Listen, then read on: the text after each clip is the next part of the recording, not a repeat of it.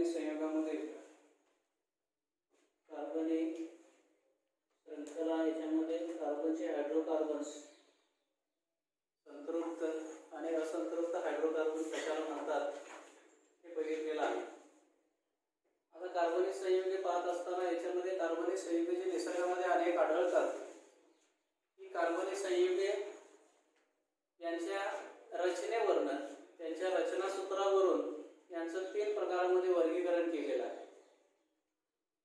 आता हे वर्गीकरण करत असताना याच्यामध्ये सरळ श्रृंखला, शाखीय श्रृंखला आणि वलय. सरळ श्रृंखला कशाला म्हटलं जातं, शाखीय श्रृंखला कशाला म्हटलं जातं आणि वलय कशाला म्हटलं जातं हे आपल्याला पाहायचं आहे. आता याच्यामध्ये एक उदाहरण घेऊ आपण. तर ब्युटेन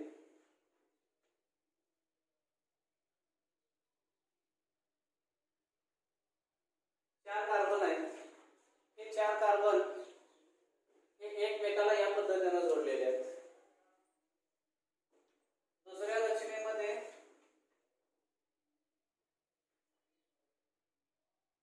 या पद्धतीने कार्बन जोडलेले आहेत.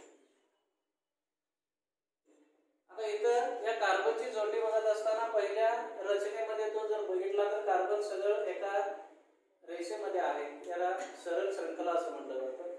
दुसऱ्यामध्ये एक कार्बन हा दुसऱ्या कार्बनला शाखाच्या रूपामध्ये जोडलेला आहे, म्हणून याला शाखीय श्रृंखला असं म्हटलं जातं. तिसरं एक उदाहरण घेऊया आपण. सायक्लोहेक्सेन.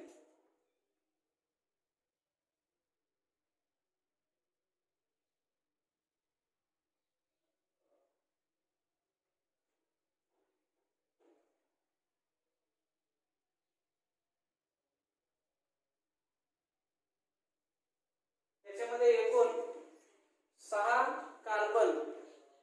आता हे 6 कार्बन जे जोडलेले आहेत याची रचना या पद्धतीने आहे. आता ही जी रचना बघितली तर ही बंद आकृती दिसते आपल्याला, आणि ही बंद आकृती दिसत असल्यामुळे या प्रकारची जी रचना तयार होते याला वलय असं म्हटलं जातं. म्हणजे कार्बनची जी रचना आहे या 3 प्रकारामध्ये या पद्धतीने होत असते. आता हे कार्बन यांचं रचनासूत्र आपण जर बघितलं तर या रचनासूत्रामध्ये काय होणार बघा. प्रत्येक कार्बनला 4 संयुजा इलेक्ट्रॉन लागतात.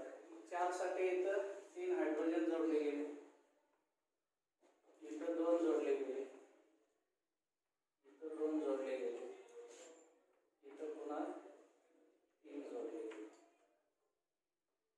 हे याचं रचनासूत्र तयार झालं. इथं काय झालं बघा. हायड्रोजन, इथं हायड्रोजन, इथं हायड्रोजन, इथं हायड्रोजन जोडला.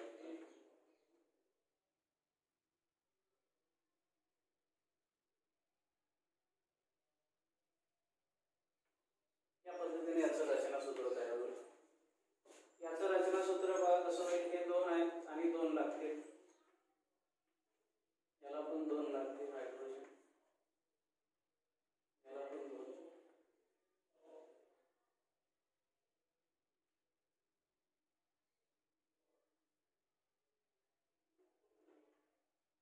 याचं रचनासूत्र तयार झालं.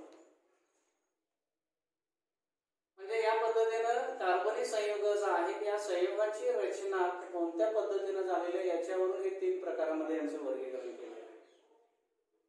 आता याचं रेणूसूत्र काय येते बघा. आता याचं रेणूसूत्र काय येणार सांगा. 4 कार्बन आहेत आणि हायड्रोजन किती आहेत 10 आहेत, म्हणजे हायड्रोजन 10. याचं रेणूसूत्र 4 कार्बन आहेत आणि इथं पण हायड्रोजन 10 आहे. याचं रेणूसूत्र काय येणार बघा.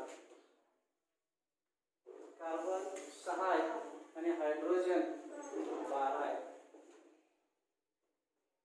असं याचं रेणूसूत्र येईल. म्हणजे या पद्धतीनं कार्बनची जी जोडणी झालेली आहे याच्यावरून त्याचे हे प्रकार 3 प्रकारामध्ये वर्गीकरण केलेलं आहे. हे लक्षात आलं का बघा सर्वांचे. आता पुन्हा पहिली 2 उदाहरणं तुम्ही बघितलं तर हे उदाहरण आणि हे उदाहरण काय दिसते बघा. दोन्हींच दोन्हीचं रेणुसूत्र एकच आहे, दोन्हीचं रेणुसूत्र एकच आहे, परंतु रचनासूत्र दोन्हीचं भिन्न आहे. दोन्हीचं रचनासूत्र काय आहे? भिन्न आहे. म्हणजे ज्या वेळी रेणुसूत्र जे आहे हे भिन्न, रेणुसूत्र समान आणि रचनासूत्र भिन्न असे जे संयुग कार्बने आहेत, या कार्बनी संयुगांना रचना समघटक असं म्हटलं जातं. याला काय म्हटलं जातं? रचना समघटक असं म्हटलं जातं. लिहून घ्यायचं.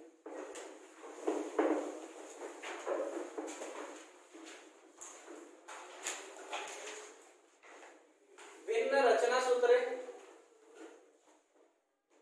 भिन्न रचनासूत्रे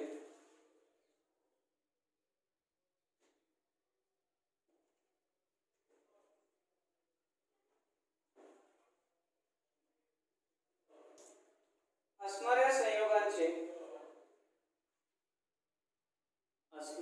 संयोगांचे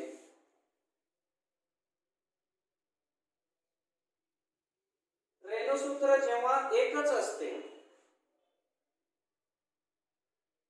रेणुसूत्र जेव्हा एकच असते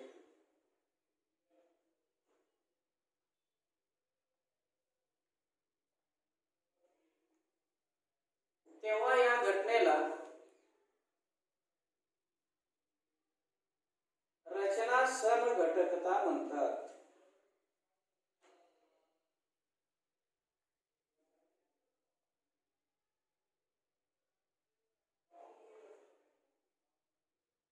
रचना समघटकता म्हणतात.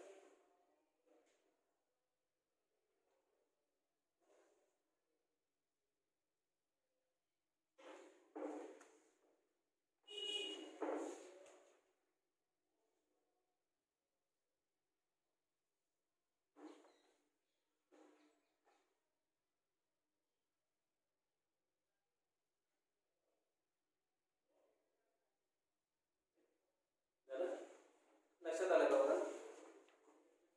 तीन प्रकार: सरळ, शाखीय आणि वलय. आणि रचना समघटकता कोणाला म्हणायचं? रचनासूत्र भिन्न आणि रेणुसूत्र समान असे जे असतात त्यांना रचना समघटकता असं म्हटलं जातं. आता हे जे तीन प्रकार आहेत, आता या तीन प्रकारामध्ये तुम्हाला उदाहरण सांगता आलं पाहिजे. आता सरळ श्रृंखला हे जे उदाहरण आहे, 4 कार्बन म्हणजे कुठलं?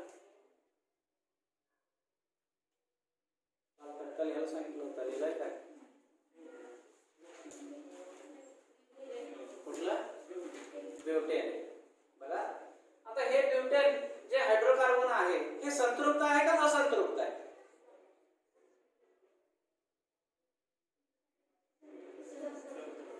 काय आहे? संतृप्त आहे. कारण सगळे कार्बन एकमेकाला एकेरी बंधाने जोडलेले आहेत. कसे जोडलेले आहेत? एकेरी बंधाने जोडलेले आहेत.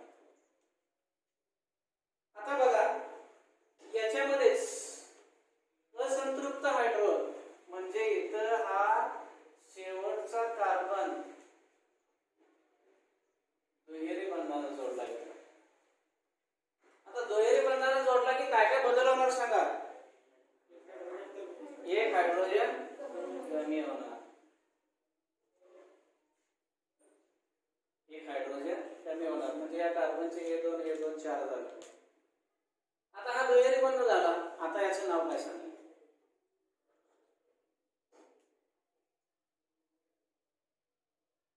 आता याचं नाव बदललं. पहिल्या उदाहरणामध्ये ब्युटेन होतं, आता थोडा रचनेत बदल झाला, दुहेरी बंध आला, ब्युटेन झालं. ई अल्केन होता, आता अल्किन झालं. लक्षात आलं का? ई म्हणजे ब्युटेन झालं. मग ब्युटेन ब्युटीन झाल्यानंतर ही सरळ शृंखलाच आहे. मग ब्युटीन झाल्यानंतर पुन्हा हे काय बदललं? मगाशी कसं होतं? संतृप्त होतं. आता काय झालं? असंतृप्त झालं. म्हणजे हे असंतृप्त हायड्रोकार्बन तयार झालं. म्हणजे या पद्धतीने आपल्याला बदल जो होतो तो बदलही लक्षात आला पाहिजे. लक्षात येते का बघा? तसं इथं सायक्लोहेक्सेन हे जे हायड्रोकार्बन आहे हे संतृप्त आहे का असंतृप्त आहे सांगा? काय? संतृप्त आहे. बरोबर. आता मी काय करतो, इथं या कार्बन मध्ये दुहेरी बंध टाकतो. दुहेरी बंध टाकल्यानंतर काय बदल होईल सांगा? इथला एक हायड्रोजन गेला आणि हा पण एक जाणार. बरोबर. म्हणजे इथं हे 4 झाले, इथं हे 4 झाले. म्हणजे इथं बदललं पुन्हा. मोज आता काय होणार बघा? किती झालं? 10 झाले. 10 झाल्यानंतर याचं नाव पण बदलणार. काय होणार? सायक्लोहेक्सेन होणार. EN येणार. लक्षात येते का बघा? म्हणजे बदल कसा होतो? सायक्लोहेक्सेन हे पुन्हा काय झालं? आता असंतृप्त हायड्रोकार्बन तयार झाले. असंतृप्त हायड्रोकार्बन तयार झाले. आता बेन्झीन.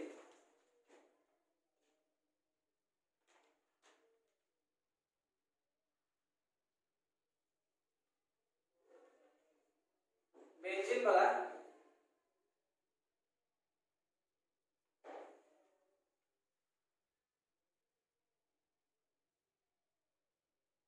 बेन्झीन मध्ये कार्बन कार्बन मध्ये बंध होत असताना एक आड एक दुहेरी बंध असतो.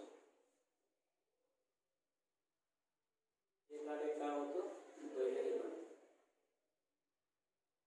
आता याच्यामध्ये याला किती अजून हायड्रोजनची आवश्यकता आहे? एक. याला एक, याला याला पण एक, याला पण एक. हे रचनासूत्र तयार झालं. आता रेणूसूत्र काय झालं सांगा? H+6 हे बेन्झीनचं रेणूसूत्र मिळालं. लक्षात कसं तयार होतं? एवढं रचनासूत्र काढून घ्या आणि रेणूसूत्र मिळालं. सायक्लोहेक्सेनचं काढलं काढा.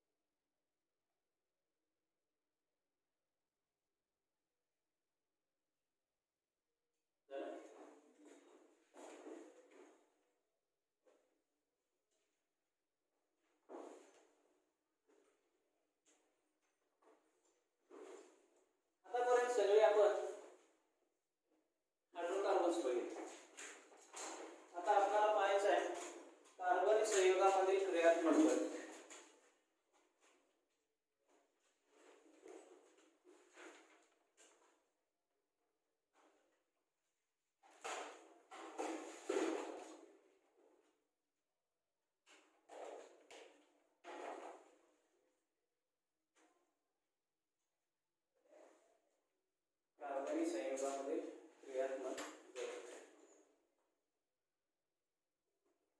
आता अनेक हायड्रोकार्बनचे उदाहरण आपण बघितले.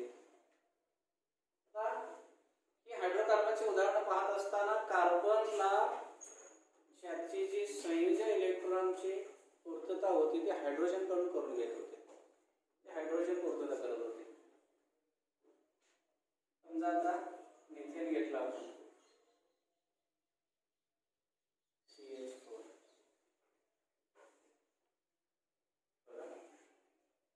या कार्बनची चतुसंयोजक जी आहे ही हायड्रोजन याची पूर्तता करत होते. इतर हायड्रोजनच्या ऐवजी इथं हायड्रोजन चतुसंयोजक पूर्तता करत होते. तर हायड्रोजनच्या ऐवजी मग हॅलोजन असू दे, ऑक्सिजन असू दे किंवा नायट्रोजन, गंधक या प्रकारच्या अणूंचं प्रतियोजन होतं. या प्रकारच्या अणूंचं काय होतं? प्रतियोजन होतं. आणि हे प्रतियोजन होऊन अशा प्रकारचं मूलद्रव्य तयार होतं. आणि हे प्रतियोजन होऊन जे मूलद्रव्य तयार होतं या मूलद्रव्यांना विषम मूलद्रव्याचे जे अणू आहेत त्या अणूंना विषम अणू असं म्हटलं जातं. आता उदाहरणार्थ ऑक्सिजन घेतला आपण. हे प्रतियोजन कसं होतं बघा. Oxygen O.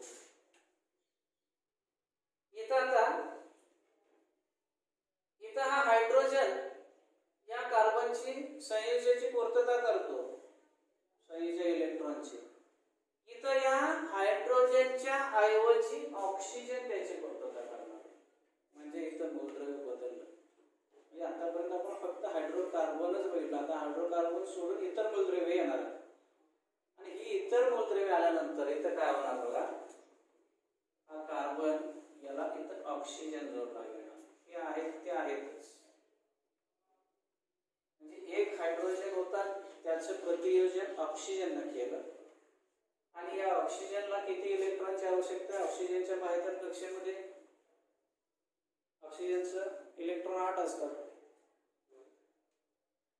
त्याला 2 ची गरज आहे. एक इथं भागीदारी केला आणि एक राहिलेला आहे तो हायड्रोजन. म्हणजे इथं प्रतियोजन झालं. काय प्रतियोजन झालं? हायड्रोजनच्या ऐवजी ऑक्सिजनचं प्रतियोजन झालं. आणि हे वेगळं संयुग तयार झालं. कसे येते का बघा. अशा प्रकारचं जी मूलद्रव्यांचे अणू तयार होतात यांना विषम अणू असं म्हटलं जातं. याला काय म्हटलं जातं? विषम अणू. आणि हे संक्षिप्त रूपामध्ये याचं रेणूसूत्र जर आपल्याला लिहायचं असेल CH3OH असं. CH3OH म्हणजे हे कार्बन याचे हे 3, त्याला हा ऑक्सिजन जोडला, पुन्हा त्याला हायड्रोजन जोडलेला. या पद्धतीनं याला हे जे OH गट जोडला गेला म्हणजे ऑक्सिजन जोडला गेलं, विषम अणू जोडला गेला.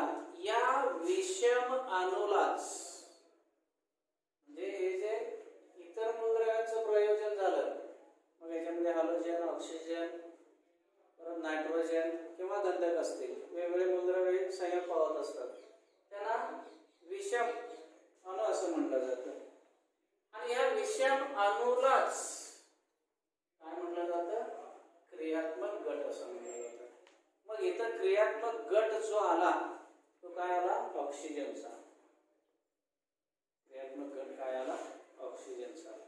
लक्षात आलं का? क्रियात्मक गट म्हणजे हायड्रोजनची चतुसंयोजकाची पूर्ण करणार होती, त्याच्याऐवजी इतर मूलद्रव्य ते पूर्तता करणार आहे. त्याला विषम अणू म्हणलं जातं. आणि या विषम अणूलाच क्रियात्मक गट असं म्हणलं जातं.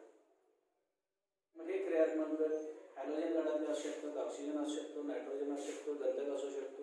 वेगवेगळे मूलद्रव्य म्हणून वेगवेगळे संयोग तयार होतात.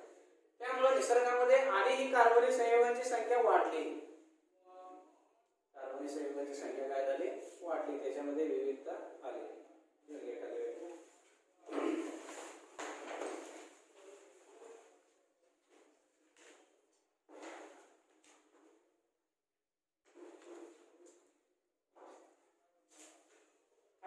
साखळीमध्ये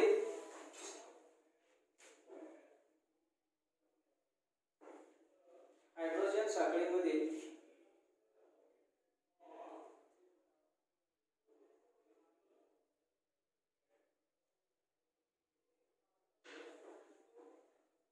हायड्रोजन अणूच्या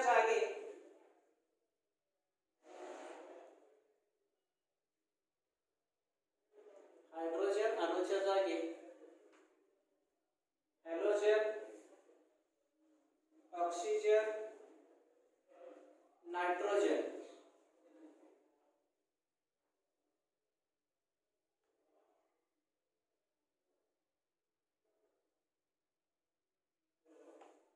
अणूंचे प्रतियोजन होते.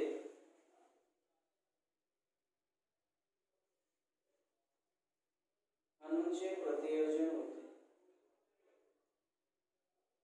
अशा मूलद्रव्याच्या अणूला विषम अणू म्हणतात. अशा मूलद्रव्याच्या अणूंना विषम अणू म्हणतात.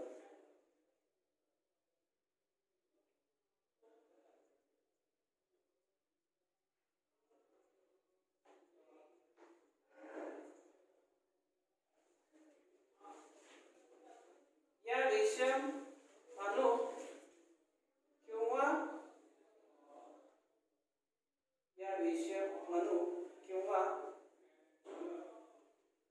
विषम अणूंनी युक्त अशा अणुगटाला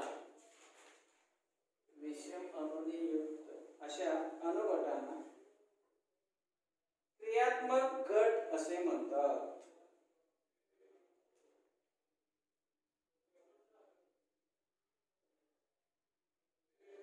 क्रियात्मक गट असे म्हणतात.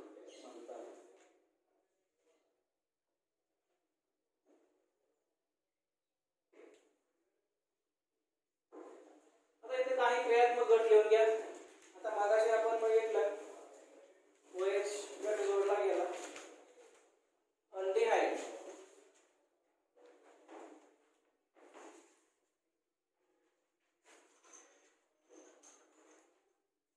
इथं ऑक्सिजन जोडला जातो कार्बनला, परंतु मगाशी ऑक्सिजन जोडत असताना तो एकेरी बंधाने जोडला होता. आता इथं कार्बनला, इथं हा कार्बन आहे, ही कार्बनची संख्या इकडे, या कार्बनला ऑक्सिजन हा दुहेरी बंधाने जोडला जातो. मगाशी एकेरी बंधाने जोडला होता, आता इथं काय झाला, दुहेरी बंधाने जोडला जातो. आणि या पद्धतीने हे संरचना याची तयार होते.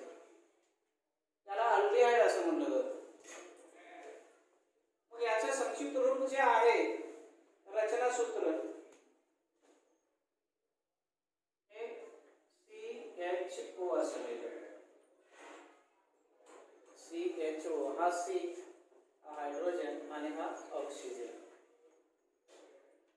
म्हणजे इथं दुहेरी बंधाने जोडला गेला. आता हे कार्बन जो आहे त्या शृंखलेमधला शेवटचा कार्बन आहे बघा. म्हणजे इतर मूलद्रव्य हायड्रोजनचे प्रतियोजन करत असताना तो कोणत्या स्थानी आहे हे पण महत्त्वाचं आहे. इथं तो शेवटच्या कार्बनच्या हायड्रोजनच्या स्थानाचं प्रतियोजन केलं. समजा हाच ऑक्सिजन त्या शृंखलेच्या मधला कार्बन जर बघितला बघा, म्हणजे ही शृंखला अशी आहे आणि इथं मध्येच हायड्रोजनचं प्रतियोजन केलं. इथं हा शेवटचा आहे म्हणून हायड्रोजन आला आहे, लक्षात येते का? ही शृंखला दोन्हीकडे आहे आणि इथं मध्येच हायड्रोजनचं प्रतियोजन केलं. असं जर झालं तर याला कीटोन असं म्हटलं जातं.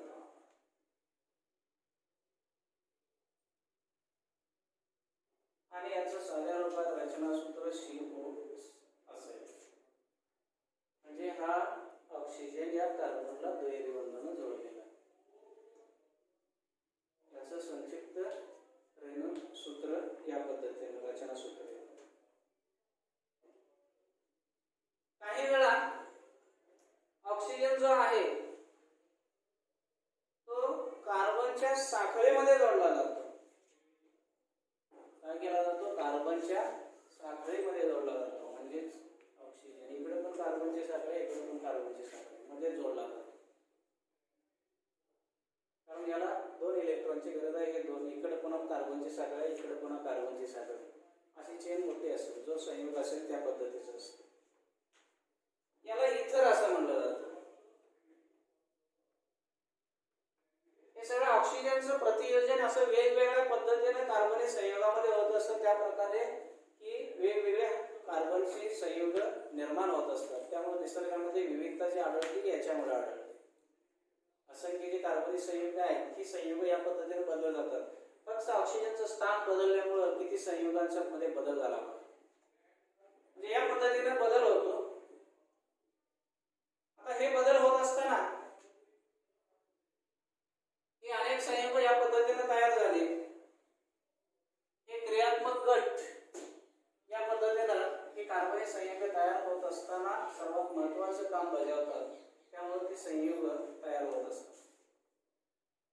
आता ही संयुग तयार होत असताना काही वेळा या कार्बनी संयुगामध्ये, वेगवेगळ्या कार्बनी संयुगामध्ये हा जो क्रियात्मक गट आहे तो क्रियात्मक गट एका निश्चित ठिकाणी जर जोडला असेल, निश्चित ठिकाणी जर एकच क्रियात्मक गट वेगवेगळ्या हायड्रोकार्बन संयुगात जोडलेला असेल. आता उदाहरण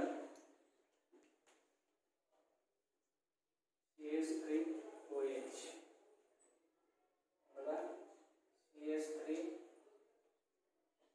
CH2OH,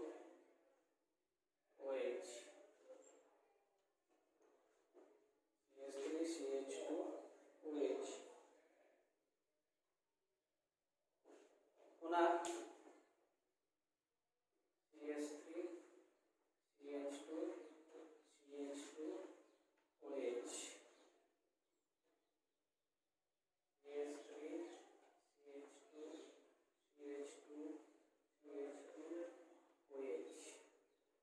अशी संख्या वाढत गेली. Methane, ethane, propane, butane, pentane, hexane असं वाढत गेलं. तर इथं आपल्याला काय दिसतं बघा, इथं क्रियात्मक गट या कार्बनी हायड्रोकार्बनच्या संयुगामध्ये ठराविक ठिकाणी जोडलेला, शेवटीच जोडलेला, एकाच ठिकाणी जोडलेला बघा. त्यामुळे ही जी कार्बनी संयुगे तयार झाली, या कार्बनी संयुगामध्ये यांचे ज्या गुणधर्म आहेत या गुणधर्मामध्ये साम्यता आढळते. गुणधर्मामध्ये काय होते, साम्यता आढळते. म्हणून अशा प्रकारची ही जी संयुग तयार होतात याला समजातीय श्रेणी म्हणतात.